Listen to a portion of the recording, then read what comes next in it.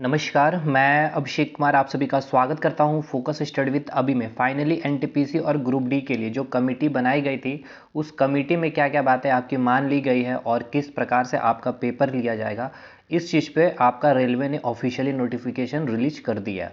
तो सबसे पहले हम देखेंगे एक एक करके और चीज़ें समझेंगे, क्योंकि काफ़ी चीज़ें यहाँ पर परिवर्तन की गई है। आपका एग्जामिनेशन डेट भी बता दिया गया है, आपकी जो जो समस्याएं थी ऑलमोस्ट सारी समस्याएं का यहाँ पर आपका हल कर दिया गया। तो सबसे पहले यहाँ पर बताया गया कि जो आपका 26 जनवरी 2022 में जो कमेटी बनाई गई थी आपके एनटीपीसी एग्जामिनेशन के लिए और आरआरसी ग्रुप डी के एग्जामिनेशन के लिए, तो वहाँ पर आपकी क्या क्या बातें मानी गई है और आपकी क्या क्या चीज़ें कैसे कैसे होगी। तो पहली चीज़ तो यह है कि आपका जो रिज़ल्ट है 20 टाइम्स यूनिक कैंडिडेट का आपका रिजल्ट आउट किया जाएगा, ठीक है। और जो रिजल्ट आएगा आपका, जैसे कि हमारा एक डाउट था कि कॉमन आपका एक कट ऑफ आएगा या फिर लेवल वाइज, तो सिंपल सी बात है भाई, हर लेवल का अपना एक अपना अलग अलग कट ऑफ यहाँ पर उसी प्रकार से आपकी आएगी जैसे कि पहले आई हुई थी। लेकिन यहाँ पर आपका 20 टाइम्स यूनिक कैंडिडेट सेलेक्ट होंगे, ठीक है, फोर सेकेंड स्टेज एग्जामिनेशन के लिए। एनटीपीसी की बात मैं कर रहा हूँ। दूसरा बात यहाँ पर यह है कि द कैंडिडेट ऑलरेडी, मतलब जिनका सिलेक्शन हो गया था पहले जो रिज़ल्ट आया था, तो आप बिल्कुल बेफिक्र रहें, आपका कोई भी दिक्कत वाली बात नहीं है, आप क्वालिफाइड ही रहेंगे। आप सेकेंड स्टेज में भले और कुछ लेवल में आपका जैसे कि कट ऑफ कम होगा तो आप वहाँ पर भी क्वालिफाई कर जाएंगे। तीसरा बात यहाँ पर यह बताया गया है कि the list of additional candidate getting short listed will be notify at each pay level. जो भी एडिशनल जो स्टूडेंट होंगे 3 लाख के लमसम, क्योंकि 3,80,000 या 84,000 के लमसम जो स्टूडेंट क्वालिफाइड किए थे, अभी और 3,20,000 या 30,000 के लमसम जो स्टूडेंट आएंगे उनके लिए जो है आपका जो शॉर्ट लिस्टेड जो कैंडिडेट होंगे वो नोटिफाई कर दिया जाएगा, लेवल वाइज यहाँ पर बुलाया जाएगा, ठीक है। आरआरबी जो आपका सेकेंड स्टेज जो एग्ज़ाम होगा वो कैसे होगा, आपका आरआरबी वाइज होगा। Second stage CBT 2 for each pay level with all candidate of 1 RRB accommodated in a single shift, which should eliminated normalization wherever single shift is not possible because of capacity constraint of or otherwise percentile based normalisation will be done. देखिए, कहने का अर्थ यहाँ पर यह है कि आपका जो सेकेंड स्टेज का जो पेपर होगा वो आपके आरआरबी वाइज होंगे, मतलब आरआरबी वाइज तो होंगे, साथ के साथ लेवल वाइज भी होंगे। जैसे कि अगर आप इलाहाबाद जोन से फॉर्म को फिलअप किया है तो इलाहाबाद आरआरबी का लिया जाएगा, तो उसमें लेवल 6 का होगा, ठीक है। उसके बाद इलाहाबाद का लेवल 5 का लेगा, इलाहाबाद 4 का लेगा, उसी प्रकार 3 का लेगा। उसी प्रकार फिर कलकत्ता में अगर आएंगे तो कलकत्ता में भी लेवल वाइज 6 के लेंगे वो एग्ज़ाम, फिर 5 का लेगा, फिर 4 का लेगा। इससे लेने का अर्थ ये होगा कि यहाँ पर आपका जो नॉर्मलाइजेशन है उसको एलिमिनेट किया जा सके, मतलब नंबर ऑफ शिफ्ट में आपका पेपर नहीं हो सके, ठीक है। लेकिन फिर भी आपका पेपर जो है 1-2 शिफ्ट में चला ही जाएगा, तब भी आपका नॉर्मलाइजेशन होगा। लेकिन यहाँ एक और बात कही गई है कि परसेंटाइल बेस्ड जो है नॉर्मलाइजेशन किया जाएगा, ठीक है। तो इसमें थोड़ी सी पारदर्शिता आपको देखने को मिलेगी, जो भी नॉर्मलाइजेशन होगा उसमें आप सेटिस्फाइड होंगे, ठीक है। परसेंटाइल जो बेस्ड नॉर्मलाइजेशन होगा, तो ये चीज़ पहले ये क्लियर रखें कि आरआरबी वाइज होगा। आपका कलकत्ता है तो कलकत्ता को वो एक साथ ही लेगा, लेवल 6 का लेगा, फिर लेवल 5 तो वो कलकत्ता का ही लेंगे, फिर दूसरे बोर्ड का लेंगे। इस तरह से आरआरबी वाइज वो पेपर लेंगे। दूसरी बात, आपके आरआरसी ग्रुप डी के लिए यहाँ पर जो बताया गया है कि केवल और केवल आपका सिंगल स्टेज एग्जामिनेशन होगा, CBT 2 पेपर नहीं होगा। तीसरी बात आपकी ग्रुप डी के लिए यहाँ पर बताई गई है कि आरआरसी वाइज आपकी पेपर ली जाएगी, मतलब आप साउथ सेंट्रल रेलवे से फॉर्म फिलअप किया होगा आपने, या फिर ईस्टर्न रेलवे से किया होगा आपने, या फिर नॉर्थ रेलवे से, तो इस प्रकार से आप आरआरसी वाइज आपको बुलाया जाएगा और आपका पेपर लिया जाएगा। ये मेनली ऐसा इसलिए किया जा रहा है क्योंकि आप यहाँ पर जो अगर देखिए शिफ्ट, तो नंबर ऑफ शिफ्ट होंगी ऐसी बात नहीं है, क्योंकि काफ़ी नंबर ऑफ स्टूडेंट अधिक है। लेकिन एक एग्जांपल के तौर से अगर हम समझे कि जैसे नॉर्दर्न रेलवे आपका आरआरसी अगर आपका पेपर लेता है यहाँ पर, तो यहाँ और मान के चलते हैं कि 2 लाख या 3 लाख स्टूडेंट है, ठीक है। तो इनका पेपर कंडक्ट कराया जाएगा और हो सकता है कि जो आपके जो सेंटर जो होंगे, नंबर ऑफ सेंटर थोड़ा सा इंक्रीज कर दिया जाएगा, जिससे कि अधिक स्टूडेंट को, अब 3 लाख 4 स्टूडेंट को, 3 लाख या 4 लाख जब स्टूडेंट होंगे तो ये 2 दिन में ये पेपर को कंप्लीट करवा सकते हैं। अगर नंबर ऑफ सेंटर बढ़ा दे या ज़्यादा 3 दिन चले पेपर, तो इसमें क्या है ना कि नॉर्मलाइजेशन भी अगर किया जाएगा ना, तो नॉर्मलाइजेशन भी बहुत कम आपको चेंजेस देखने को मिलेगी, क्योंकि यहाँ पर उनको क्वेश्चन का जो लेवल है वो भी मेंटेन करके रख पाएगी आरआरबी।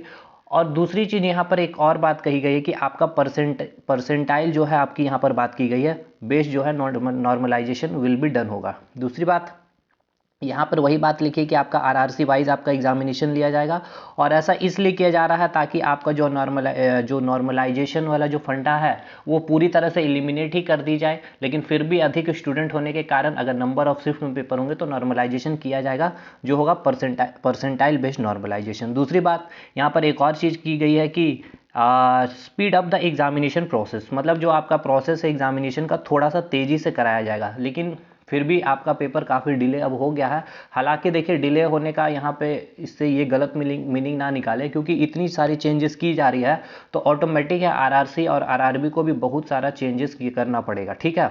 अपने पूरे सेंटर जो भी उनके एग्ज़ाम कंडक्टिंग एजेंसी है उनसे सारी सुविधाएँ आपका पेपर मतलब कि पारदर्शी रूप से हो सके, सही तरीके से हो सके, तो आरआरसी को भी काफ़ी सारी चेंजेस, तो इसके लिए टाइम लगेगा। और एक तरह से बात कर ले तो उनको भी फ़ायदा है, हमारी सरकार को भी 2023 तक अब आपका वैकेंसी चला गया है, अब वो भी बता सकेगी कि हमने इतना रोजगार दिया है बिल्कुल प्रेजेंट टाइम में अपने इलेक्शन जब उनकी चल रही होगी।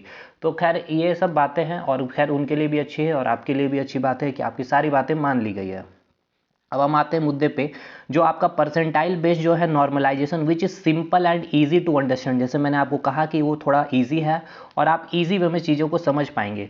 Will be used wherever the number of shift involve are more than one, जहाँ भी जब भी जो भी आरआरसी में आपका अगर नंबर अधिक नंबर में शिफ्ट वाइज में आपका पेपर होगा तो वहाँ परसेंटाइल बेस्ड नॉर्मलाइजेशन कर दिया जाएगा। कहने का अर्थ यह है कि अब आरआरसी आपका अगर हो सकता है ईस्टर्न रेलवे का होगा, ठीक है, आप ईस्टर्न रेलवे हो या साउथ सेंट्रल रेलवे से आपने फॉर्म को फिलअप किया है, तो साउथ सेंट्रल रेलवे में हम मान के चलते हैं कि आपके 6 शिफ्ट में आपका पेपर लिया गया है, ठीक है, तो एक दिन में 3 शिफ्ट लिया गया होगा और एक दिन में 3 शिफ्ट लिया गया होगा। अब इस 3 शिफ्ट में देखा जाएगा, यहाँ पे परसेंटाइल किया जाएगा कि कितने नंबर आए हुए हैं, और उस परसेंटाइल बेस्ड पे इस तीनों शिफ्ट का आपका मार्क्स डिसाइड किया जाएगा। फिर उसी प्रकार दूसरे दिन जो 3 शिफ्ट होंगे वहाँ पर भी परसेंटाइल निकाला जाएगा स्टूडेंट को, और उसके अकॉर्डिंग यहाँ पर नॉर्मलाइजेशन। तो ये थोड़ा ईजी फंड आपको समझ में भी आ जाएगी, तो इसके ऊपर हम बात करेंगे। हो सकता है कुछ यहाँ पर क्लैरिटी और दे रेलवे की परसेंटाइल नॉर्मलाइजेशन के ऊपर में, तो ये अच्छा है एक तरह से। दूसरी बात, आपका जो मेडिकल स्टैंडर्ड को इशू जो आपका था आरआरसी ग्रुप डी को, जो आपका मेडिकल स्टैंडर्ड को इंक्रीज कर दिया गया था, तो पहले जो मेडिकल स्टैंडर्ड थी वही रहेगी, इसके लिए आप परेशान ना हो। दूसरी बात, आपकी जो economic EWS economic weaker section के लिए जो सर्टिफिकेट है, ठीक है, आप किसी भी ईयर का आप प्रोवाइड कर सकते हैं, इसके लिए भी आपको परेशान नहीं होना।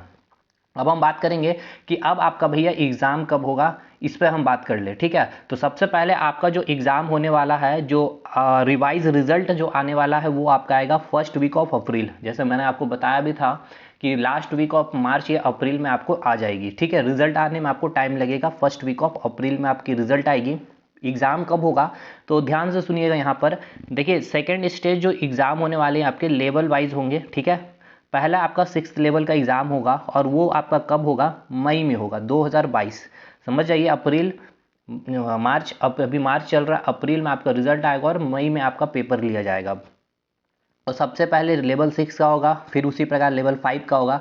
तो हो सकता है इस प्रकार से ले ले कि सबसे रांची की ले ली इसने लेवल 6 की, उसके बाद फिर कलकत्ता का ले ले, या इलाहाबाद का ले ले, या फिर हो सकता है रांची का पहले 6 का ले ले, 5 का ले ले, इस प्रकार से ये लेगी, लेवल वाइज भी लेगी और आरआरबी वाइज ही आपका एग्जामिनेशन लेगी, ठीक है। उसके बाद second stage CBT for other pay level to be conducted after giving a reasonable gap. तो देखिए यहाँ गैप कुछ अच्छा गैप आपको दिया जाएगा एक लेवल का दूसरे लेवल के बीच में, तो हो सकता है आपका सेंटर दूर भी दिया जा सकता है, ठीक। दूसरी बात यहाँ पर यह बताई गई है कि it has been decided to follow revise methodology with special, यहाँ ध्यान दीजिएगा इस बात पे, it has been decided to follow revise methodology with special condition for conduct for CBT for level 1 due to elimination of second stage CBT etcetera. देखिए ये तो clear है नहीं अभी, इस पर अभी रेलवे आपको कुछ इन्फॉर्मेशन फिर से देगी ही। इसमें ये है कि जो आपका एलिमिनेट किया गया है सेकेंड स्टेज सीबीटी का एग्जामिनेशन, ठीक है, सीबीटी 2 एग्जाम जो आपका ग्रुप डी में नहीं होगा, इसके लिए revise methodology with special condition होगा यहाँ पर। तो वो क्या चीज़ें होगी वो आरआरसी आपको बताएगी, ठीक है, तो वो नोटिफिकेशन आएगी तो उस पर हम लोग बातें कर लेंगे।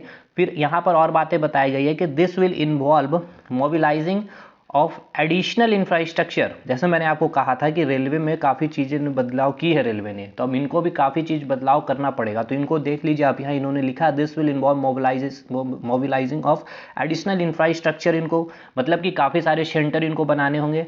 And logistic to conduct CBT for level 1 with significant increase in per shift requirement effort. ठीक है, will be made to have the exam conducting agency on board to conduct the CBT for level 1 as per as early as possible. ठीक है, जितनी जल्दी हो सके ये अपना इंफ्रास्ट्रक्चर वगैरह सब कुछ देख लेंगे और उसके अकॉर्डिंग फिर आपका पेपर कंडक्ट कराया जाएगा।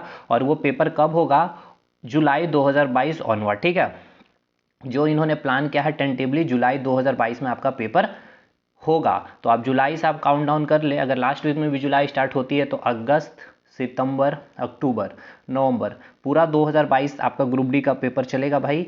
2022 में आपका रनिंग होगा और 2023 में आपका ज्वाइनिंग भी होगी। तो उस समय इलेक्शन भी चल रही होगी, ताकि इलेक्शन में भी कहा जा सके NTPC ग्रुप डी में इतने छात्रों को रोजगार दिया गया और उनके अकॉर्डिंग दिया गया, उनकी जो जो मांगे थी उनकी मांगों को माना गया। तो ऐसी सरकार आपको कहीं नहीं मिलेगी देखने में। ठीक है, तो खैर ये सब चीज़ें जो भी है, बाकी जो भी अपडेट था मैंने बताया। इसके रिगार्डिंग और भी बातें अपडेट आने वाली है, लेकिन NTPC ग्रुप डी के जो छात्र हैं, मैंने काफ़ी अच्छा कंटेंट प्रोवाइड करना स्टार्ट किया फिर से अभी आप लोगों के लिए GK और साइंस के सेक्शन में। तो आए चैनल पे एक बार वीडियो देखें और आप अपनी तैयारी को और अच्छे एक रिवीजन की तरह से आप यूज़ कर सकते हैं हमारे कंटेंट को। ठीक है, तो मिलेंगे हम लोग अगले वीडियो में, तब तक के लिए धन्यवाद।